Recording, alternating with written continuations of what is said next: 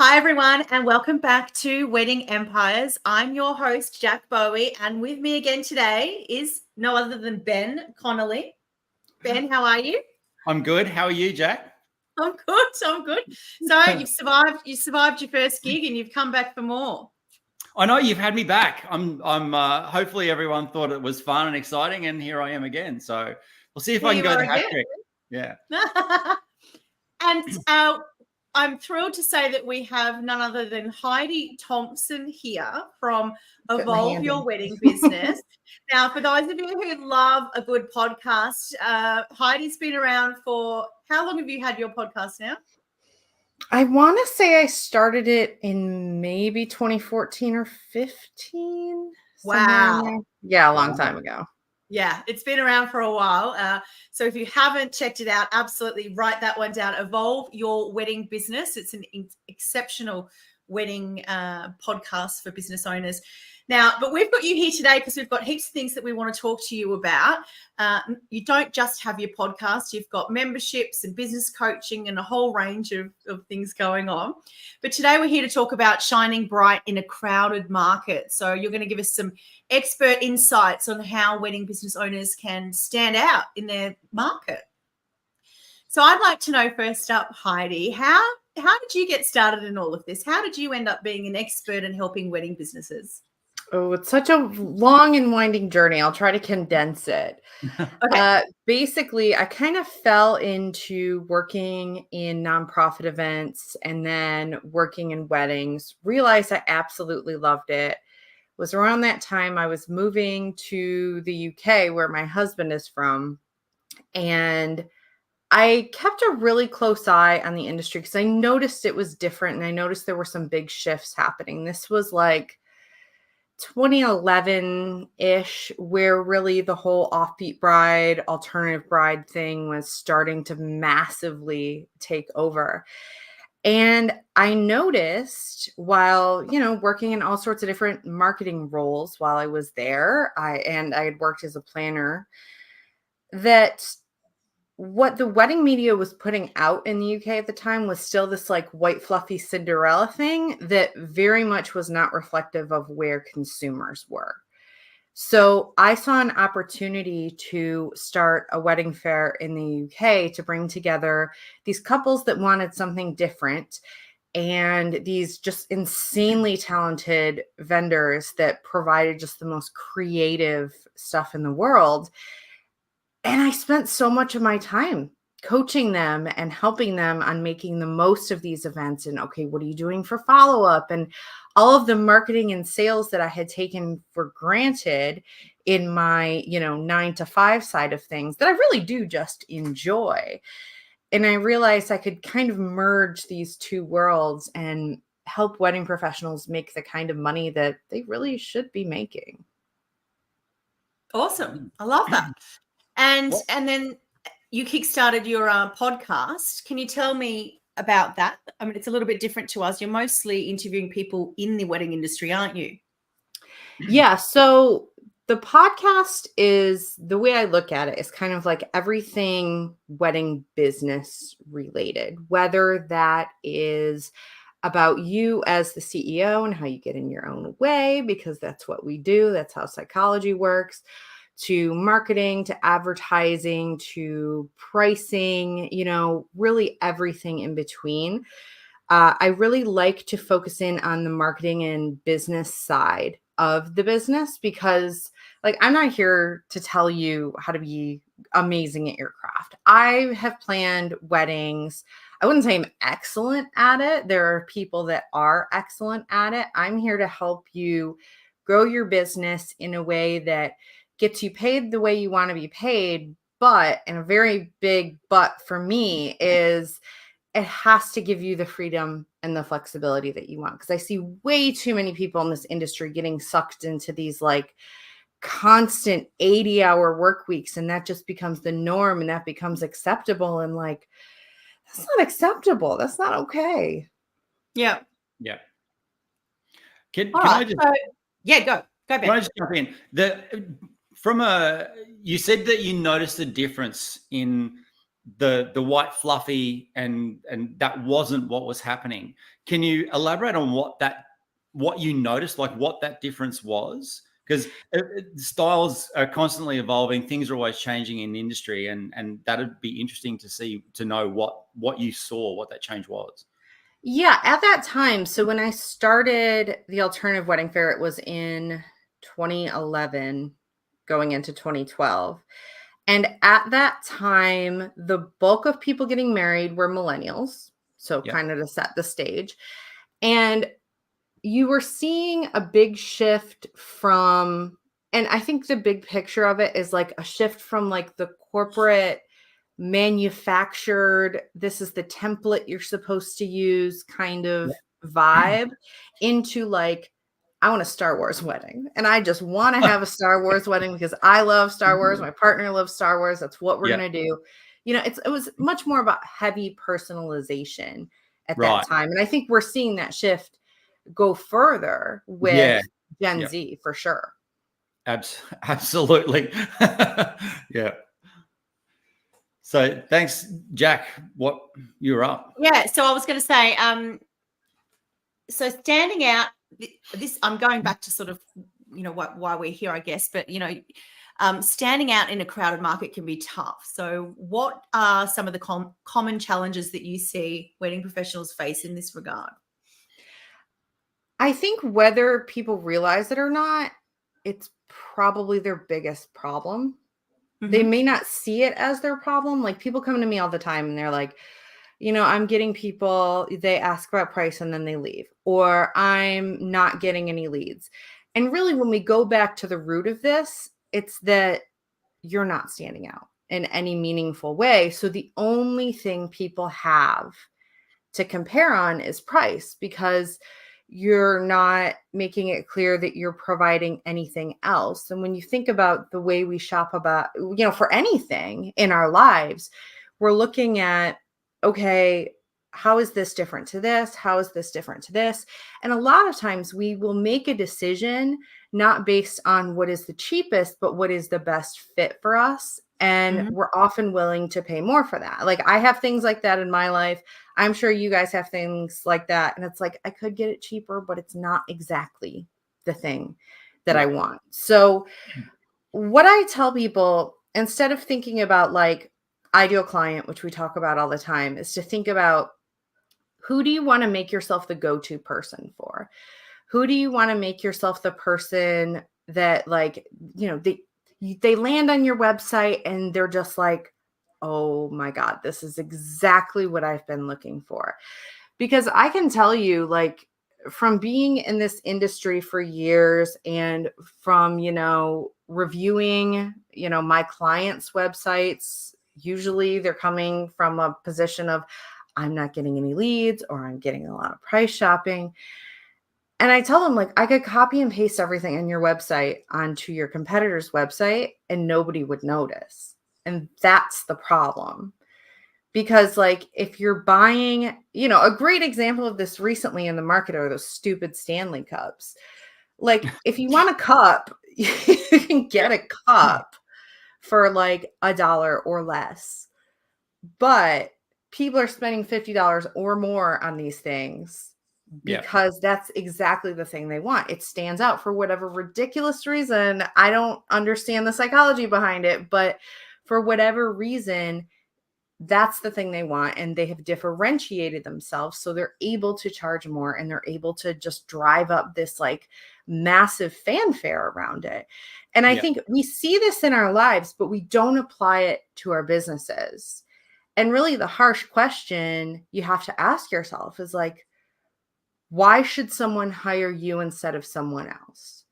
And not like, oh, well, when they get to know me, you know, I work like this. They're not going to get to that point unless you can hook them and get them interested in the way I talk about, like the 5-second test on your website. If I can't tell in 5 seconds that you are or are not exactly the thing I'm looking for, I'm probably going to leave. Yeah. So I see this being one of the biggest problems that wedding professionals are facing right now. Like I said, whether they realize it or not, because The symptoms are things like not getting enough leads, getting leads but not getting bookings, getting price shopping. And while I completely understand that that's super frustrating, we have to look at why. Why does that happen? It happens because on the consumer side, they don't understand the difference between you and another planner and another planner and another planner, because all of your websites look the same. They all sound the same. They all have the same photos. They're all using the same language. They're all talking about the experience they're going to provide you with. And unless you provide something different, the only thing that actually is different is price. Right. So it's not like people go into it necessarily being like, I want to get the cheapest one. Most people go into it saying, I want the best fit. But, all things being equal, if price is the only variable that you're giving people, then yeah, that's probably what they're going to go for. Turns into a price question, doesn't it? Yeah. Yeah. So what about before they even get to the website? What should people be doing from a social media perspective? I think what I'm hearing from you is that they've really got to hone down on that niche and who they are, and I'd be saying put that out as their social content. Clearly be putting out the work that represents the niche that you are and the kind of work that you want to attract. Is that what you're going to tell me? Yes. And I would say this is where a lot of people start, is like, what do I post on social media? But this is like phase 4 of like a 5-phase process I teach. And the reason why so much of it falls flat is because we don't have an understanding of who we're trying to be the go-to person for. And marketing is psychology. So if you don't have an understanding of the psychology of the person you're trying to attract, it's impossible to track them or attract them with any sort of reliability. Sure, you're going to get like something that pops off every now and then maybe and works well for you, but I don't know. I don't like that. I want reliability. I like stability in my life. And for me, it really comes back to, okay, when I'm working with people to help them create a marketing plan, which we do in my membership, the basis is this: who are we talking to? Who are they? And not just who are they? Oh, the bride's between 25 and 35 and they have this much money. Like, cool. What does this do for us? Absolutely so much more. Yeah. So much more. So where I really take people is, we make our purchasing decisions based on our values. Like the things we were just saying, like that we can all think of, we pay more for them because we want something, right? Yeah. That perfect fit for us is a perfect fit for many, many different reasons for many, many different people. So we have to come down into what is it that these people want? And what I see time and time again is we're always wrong about this, at least in some way. So I have my clients go and actually talk to the best clients, their clients they wish they could clone and work with over and over again, and find out, what was really important to them. Why did they make these different decisions? I do this in my own business because I'm always wrong when I think I know what's going on in someone else's head. Like, you just can't. Yeah. And the great thing is like, you have access to this wealth of knowledge of people who will tell you how to attract people just like them. You just have to ask. And it's deceptively simple, but once you understand that, and you understand that, to use an example of one of my clients, she's an officiant. She works with couples who are bilingual, usually first generation, some Hispanic heritage. She's Cuban herself. Parents, grandparents, pretty Catholic. They themselves more culturally Catholic. Okay, so we have this understanding of who they are. I'm sure like you can come up with a million things to post on social media to show this is this you. If this is you, then I'm your perfect person. And it just pulls them in. But you can't do that if you don't have the understanding of who they are and what they want. And like what her people specifically want are they want to make mom and dad and grandma and grandpa happy, but they also don't want like a full-on Catholic mass. They want to be able to blend this in some sort of way that keeps, everybody happy, but still gives them the wedding that they want to have. And when you say that to them, that that's what you do, they're like, can you please take my money? Like, yes, nobody has told me that that's the problem that they can solve. And that's what's going on in my life. So when you think about it that way, that's the way I try to transition people into thinking from like this, like cardboard cutout of a person that we like make up stuff about to like, okay, what is the thing that they actually want from you? What is the problem they want solved? And then from there, okay, there are a million different ways I can show you that I'm that person on social media. I can show you specific ways of adapting rituals that, don't make your ceremony overly Catholic, but borrow from different pieces of it. And that's going to stop those people in their tracks. Yeah. I love it.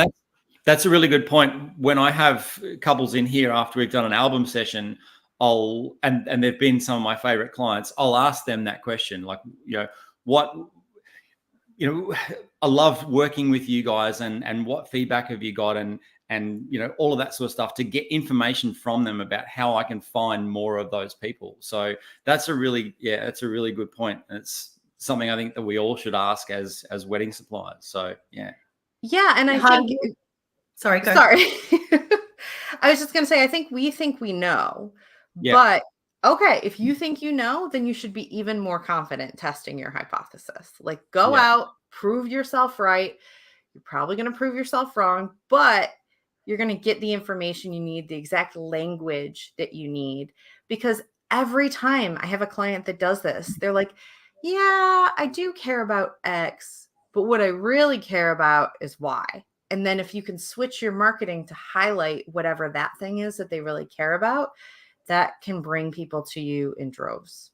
Yeah. And although comparison with other suppliers is a business killer, asking those people on your couch, hey, why did you book me, and why did I appeal to you, and that sort of stuff, really gives you some really clear insights as to how you can differentiate yourself from everyone else. So yeah, like, why not someone else? Why did you decide to work with me, and what was so important as part of your photos? Like, there's a photographer I worked with that when she did this, she realized all of her people were telling her, like, yes, I want beautiful photos. Yes, I want to be able to remember my wedding. Like, that's a given. But their biggest concern was, I feel awkward as hell in front of the camera. How are you going to make me feel comfortable? And as soon as she started to work that into her marketing, people felt like they had found, their person, exactly who they wanted to work with, because they knew that this thing they have in the back of their head of like, oh, my wedding photos are going to look terrible because I'm always so awkward, just like melted away for them. Yeah, it's a really good example, actually, because I just think it doesn't matter how good the photos look on the site if you can't be comfortable. Yeah. It doesn't matter who you can, and then like, oh, okay, now I know on social media I need to show examples of people saying, I felt really awkward, and then here's what we did, and this is why I didn't feel awkward, or like showing before and afters, or behind the scenes, or this is how I get ready to put a couple at ease. And it all kind of centers around that theme. Yeah. Now, you've written a whole book around cloning your best clients. Can you highlight any other kind of, I guess, secrets on being able to do that aside from asking previous clients? Like, what are some other ways that people could clone their best clients? Yeah. So especially one for, people when they're first starting and they don't have anyone to ask these questions to, is, a lot of times we look at, in the whole ideal client exercise, like, what brands does this person love? And then that's like end of exercise. But if you don't have anything else to go on, or if you just want to get some ideas, if you look at the way these brands communicate, and you look at the way these brands market themselves and the language they use and the way they do things, you can get a lot of ideas about what you should be doing with your marketing. Like, if you are, marketing to couples who like want to get married on a mountain and they're super adventurous and outdoorsy. Like looking at outdoor companies is going to give you some ideas of how you can show this, how you can talk about it, the way they talk about, like, are they talking about like fun? Are they talking about adventure? You know, what is like REI posting on social media about their outdoor clothing, which I don't know if you guys have that massive outdoor clothing brand in the US.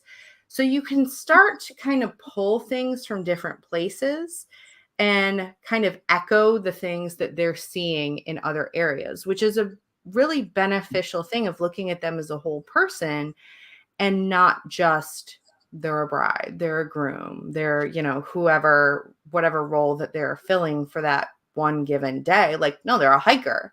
That's the thing they do every week. Yeah, great. And I think that even you can drill down and get into sort of replicating that style of copywriting, right? As well. Absolutely. If you're using something like a chat GPT or whatever, you could say, you know, use this, like look at this tone on this website and this, you know, style of writing, because that's really going to resonate. Cool. So in addition to your book, you mentioned earlier that you have your membership program. Now, what's it called? I've got it here. The Wedding Business Collective. Can you tell us a bit more about that and what people can expect if they're working with you inside that membership?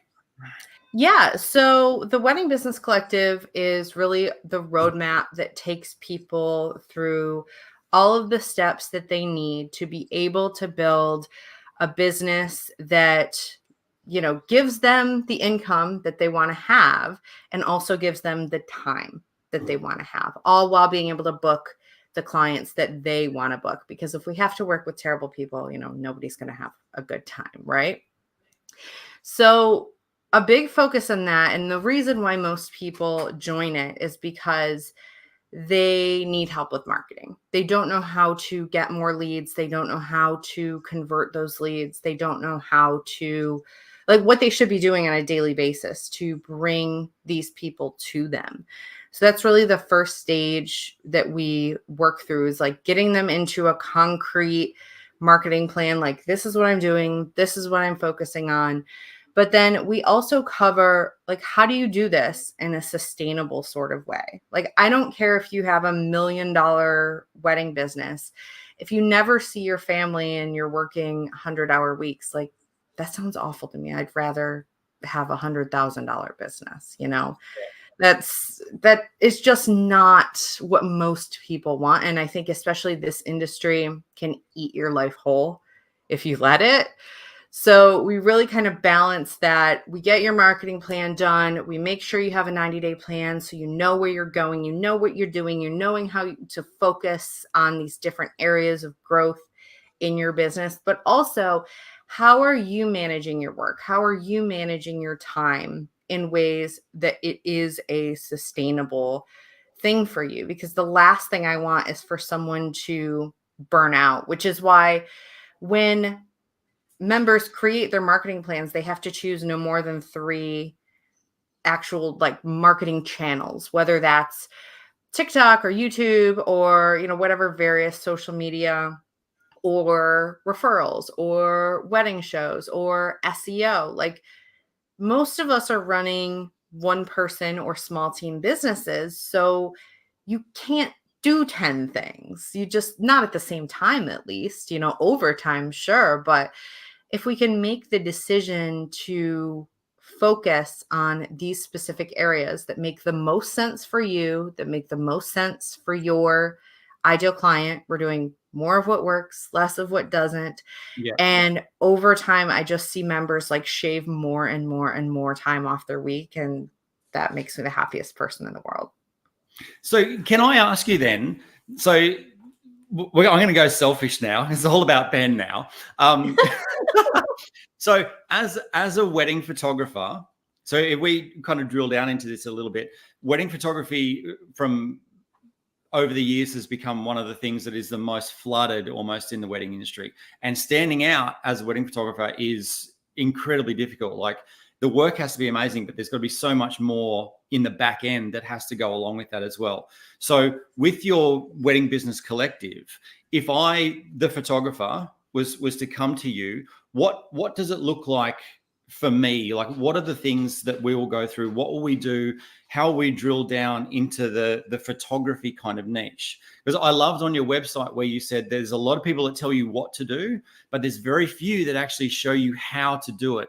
And I found that in the whole training industry worldwide, that is such a huge thing, that everyone says what to do, but that's great. But how do you actually do it? And that's the killer. People don't know how to do it.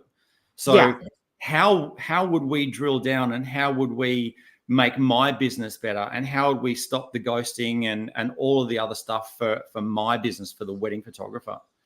Yeah. So the way I have it structured is, and a lot of people don't believe me until they go through it, it is vendor agnostic.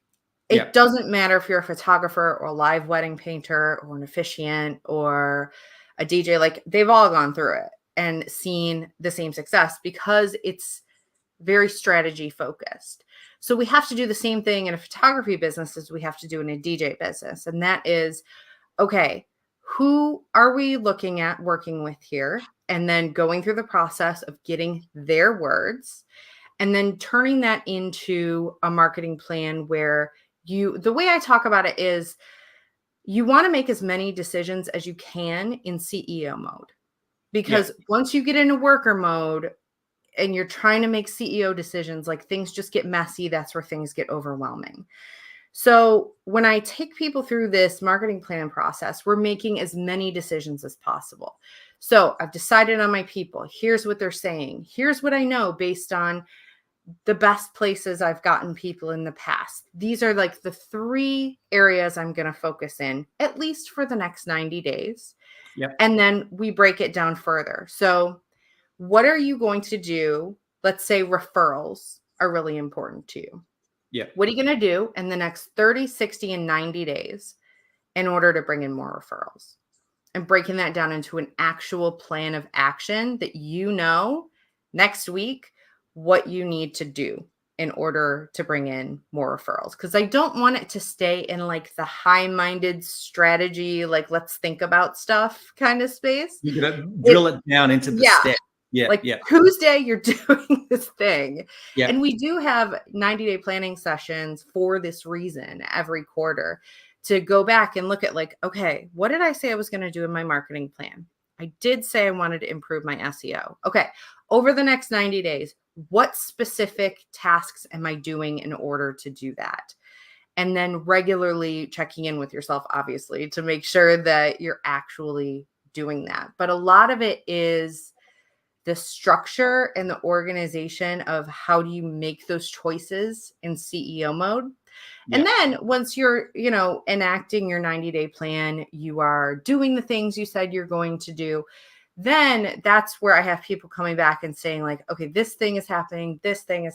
And I can, help them and coach them through and help them with responses. And we have tons of resources to help with those sorts of things. But I feel like most people don't have that baseline of like, this is what I'm doing every month, or at least for this month, in order to bring in leads, other than like hoping. Yeah. So drilling down and identifying that target market is would I be right in saying probably one of your first steps? Yeah. It's the foundation of everything, because if you are trying to attract someone that is fundamentally different from someone else, what you do in your marketing is going to be different. The networking groups you're going to take part in are going to be different. I think we get really stuck on looking at these people as demographics and like, oh, these are luxury people and these are budget people. And we really have to recognize that, like I said, marketing is psychology, and you have to understand the person as the person. Like, the 3 of us and your ideal client are going out for drinks. What do you tell us about them? You don't tell us their age and where they shop. You're going to tell us something about who they are. And that is really, it's the thing that makes your marketing work, but it's also the thing that makes your marketing so much easier. Yeah. Yeah. And getting it done is such a huge thing. And I saw that on your site, you have get it done days. Love that.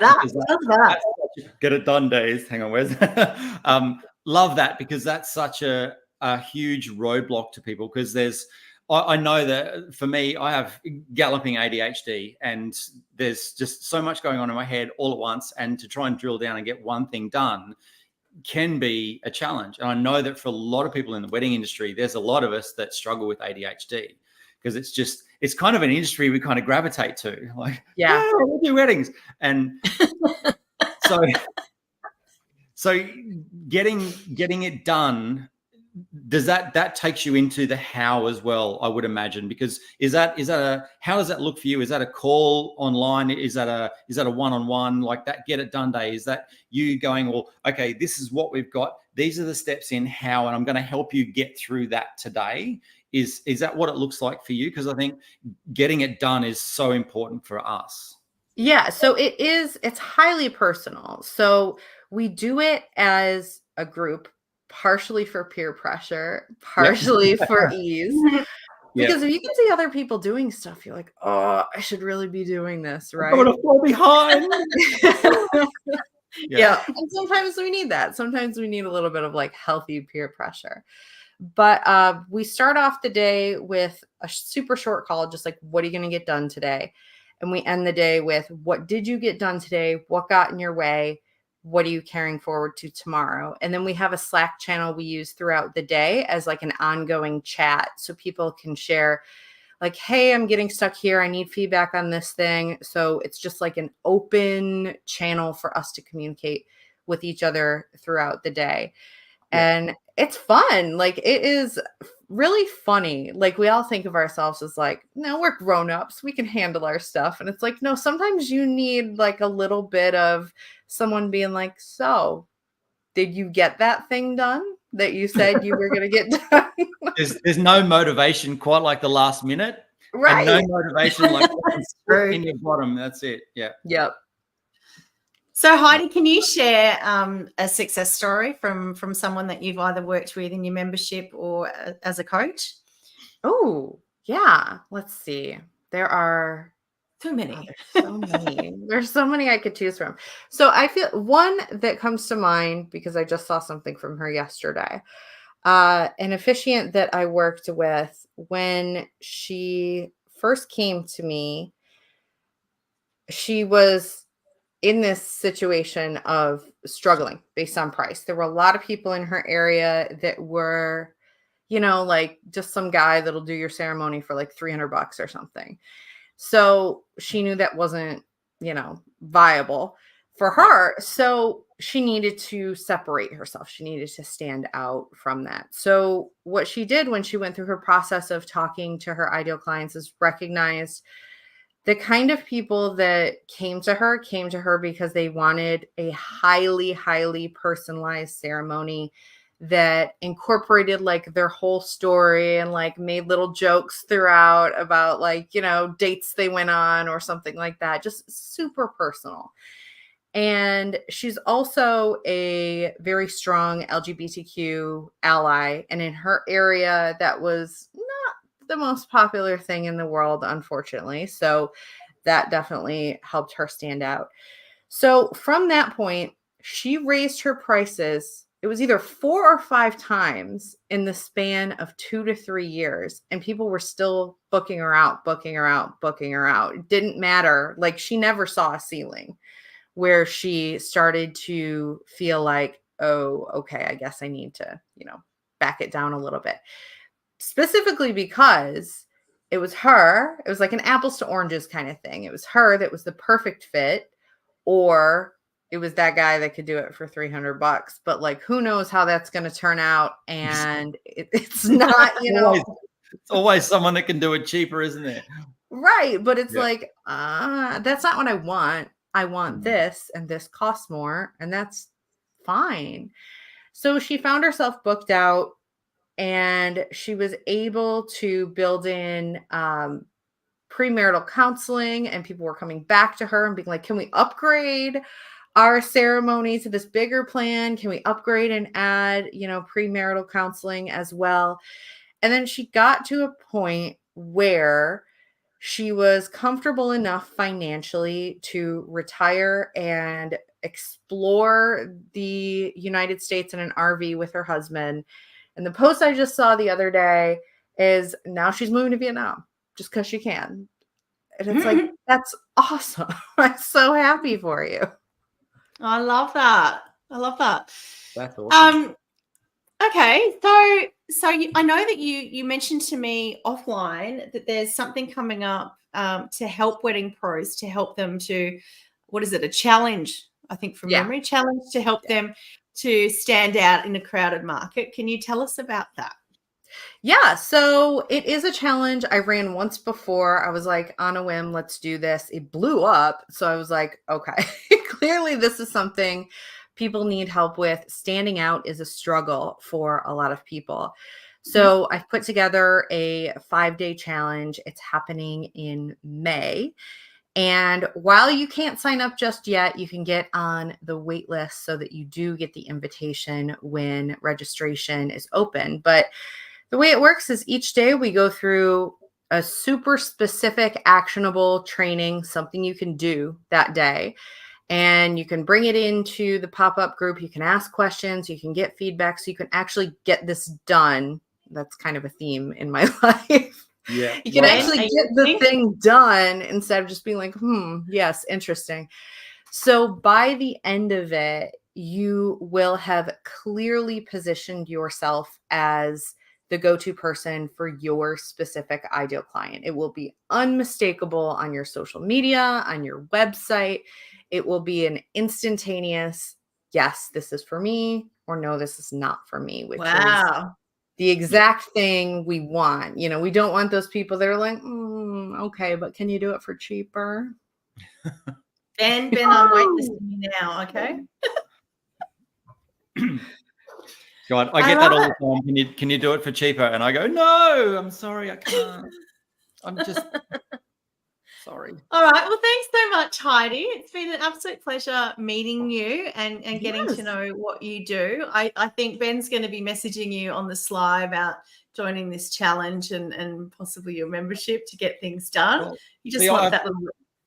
I've heard that you work with a lot of amazing industry professionals, and I'm sad that we haven't spoken yet. I know.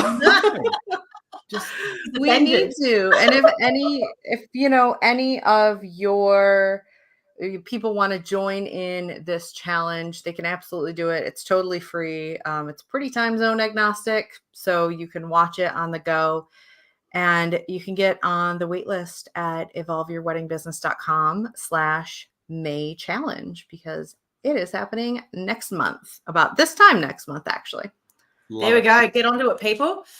Now, if you haven't caught Heidi's podcast, you absolutely must go find it. It's called Evolve Your Wedding Business. Wherever you get podcasts, you can find it. And she's also got a Facebook group, haven't you? Evolve Your Wedding Business Community. I found that on your website as well. Yeah. Thanks so much, Heidi. It's been a joy having you, and I hope to get you back soon. I might have to do an appearance on your podcast at some stage. Yes, please. Thank you so much for having me. This has been so fun to talk about this with you. Yay. Thanks, Heidi. Yeah. Call me. All right. Thanks so much. And for those of you watching live, thanks for your comments. If you want to join us live and more trainings like this, you can head to pro.weddingempires.com. We've got a free 7-day trial. There's also heaps of templates and other trainings for your wedding business inside there. And we have a brand new Instagram and TikTok account. And the username is Wedding Empires Podcast. Come find us on there and have a chat to us as well. Okay. See you next time. See you later.